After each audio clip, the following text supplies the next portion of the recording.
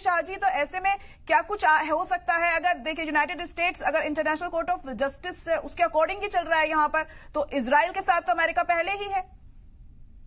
जी हाँ, आपने सही फरमाया जायरा जी। जी देखिए, बात ऐसी है कि बहुत लोग इंटरनेशनल कोर्ट ऑफ जस्टिस को हल्के में ले लेते हैं। वो समझ नहीं पाते, वो सोचते हैं नहीं ये इंटरनेशनल कोर्ट ऑफ जस्टिस है, कुछ नहीं होगा, ये तो देश की उस सरहद के उस पार बैठा हुआ है, कोई बात नहीं, हम कुछ भी बोल रहे हैं। मगर इंटरनेशनल कोर्ट ऑफ जस्टिस की भी अहम भूमिका होती है। बहुत लोग भलाई यूएन को नकार दें, कुछ भी कर दें। देखिए, इंटरनेशनल अभी साउथ अफ्रीका ने कुछ तो समझा, तो उन्होंने एक अपील डाली इंटरनेशनल कोर्ट ऑफ जस्टिस में, ये बोल के कि इजराइल जो जेनोसाइड कर रहा है, जो ताबड़तोड़ हमले कर रहा है, उनको बंद किया जाए।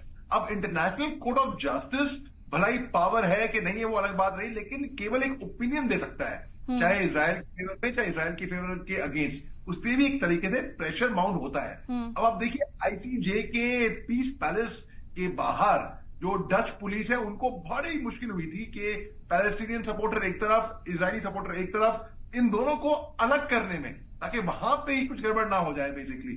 अब यहाँ पे जहां पे साउथ अफ्रीका ने ये अपील डाली है, तो इसमें क्या है कि लोग बोले अरे इंटरनेशनल कोर्ट ऑफ जस्टिस है, कुछ नहीं, क्या कर लेंगे, कुछ नहीं हो पाएगा। कुछ पता नहीं, कुछ पता ही नहीं क्या हो जाए, कुछ जो बिल्कुल एक्सपेक्टेशन ना हो तब जाके।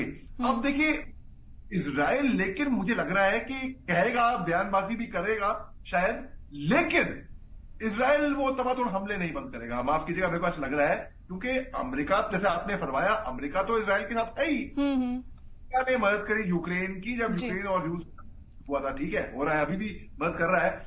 ये समझ में आता है कि यूक्रेन एक छोटी सी पावर है, उनके पास कुछ वो, और रूस बहुत बड़ा जायंट है। अमेरिका अगर यूक्रेन का सपोर्ट कर रहा है, मैं ये नहीं कह रहा सही कर रहा है गलत कर रहा है, मतलब मैं समझ में भी आता है, अमेरिका इजराइल की का सपोर्ट कर रहा है, और इजराइल किसे लड़ रहा है? हमास से लड़ रहा है।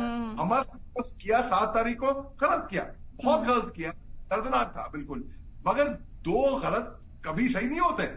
इजराइल, हमास का कोई मुकाबला है ही नहीं इजराइल के आगे। इजराइल इतना एडवांस जी, बिल्कुल जाहिर तौर पर आपने बहुत सही बात की है यहाँ पर। मोहम्मद अली शाह जी, आप किस तरह से इसे देख रहे हैं? क्योंकि नेतन्याहू अब ये भी कह रहे हैं कि इजराइल में जो हमले कर रहे हैं वो सिर्फ हमास के लड़ाकों को मारने के लिए हम यहाँ पर कर रहे हैं, आम लोगों को हम नहीं मारना चाहते हैं, उन्हें नुकसान नहीं पहुंचाना चाहते हैं। अब 4 महीने बाद उन्हें ये बात यहाँ पर याद आ रही है, जब इतने लोगों की जान चली गई है, इतना खौफनाक मंजर वहां पर देखने को मिल रहा है। मेरे को नहीं लगता कि इनका इरादा केवल कह तो रहे हैं कि हमास का खात्मा ही करना है, लेकिन जिस तरीके से वहां पे 23,000 से ज्यादा लोगों की मौतें हुई हैं, खवातीन हैं, बच्चे हैं, बुजुर्ग हैं, सिविलियंस हैं, मुझे निर्दोष, बेकसूर, मासूम लोग हैं, निहत्थे लोग हैं, मुझे लगता नहीं कि केवल हमास का खात्मा ही, ऐसा मुझे को लग रहा है। और इसके अलावा, क्योंकि अभी हम आईसीजे के बारे में बात कर रहे थे, मैं हल्की से दो एक पॉइंट आईसीजे के बारे में बताना चाहता हूं यहाँ पे।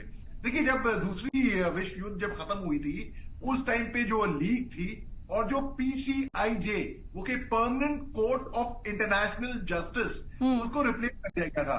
तो जो लीग थी वो रिप्लेस हुई यूएन से, और जो permanent court of international justice थी, वो उसकी जगह पे आई कौन?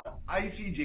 अब इसको अक्सर लोग मिस्टेक करते हैं इंटरनेशनल क्रिमिनल कोर्ट से, जो भी हेग में है, लेकिन ये इंटरनेशनल क्रिमिनल कोर्ट नहीं है, जो कि जिस इंटरनेशनल क्रिमिनल कोर्ट के पास पावर होती है कि वो इंटरनेशनल लॉज, क्रिमिनल लॉज के मुताबिक वो पनिशमेंट दे या कोई भी फैसला ले। अब इसमें 15 जजेस होते हैं, इसमें आईसीजे वो एक यूएन का ही एक तरीके से अंग है।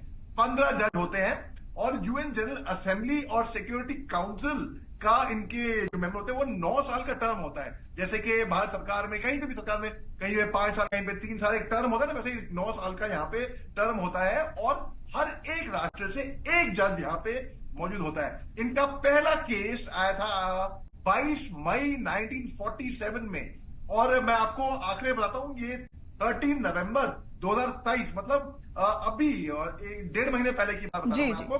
191 केसेस आईसीजे में सुने गए थे, और न्याय के हिसाब से तो साउथ अफ्रीका ने जब ये सोचा होगा, जब ये गए होंगे ये करार लगा के कि भाई हम आईसीजे के पास जाते हैं, बोलते कि इजराइल जेनोसाइड कर रहा है, शायद कुछ असर पड़े, हो भी सकता है, ऐसी बात नहीं है कि कुछ कहे।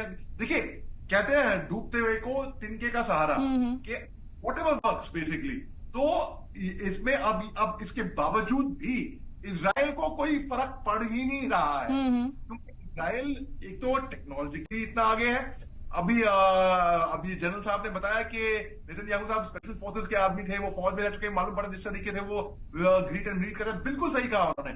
देखिए इजराइल में वैसे भी हर कोई फौज में रहता है, हर कोई फौजी आदमी ही है, क्योंकि वन सोल्जर ऑल सोल्जर, तो हर कोई फौज में सर्विस करके आता है, तो उनको मालूम होता है कि भाई वहां के तौर तरीके, टैक्टिक्स सब पता होते हैं इन लोगों को।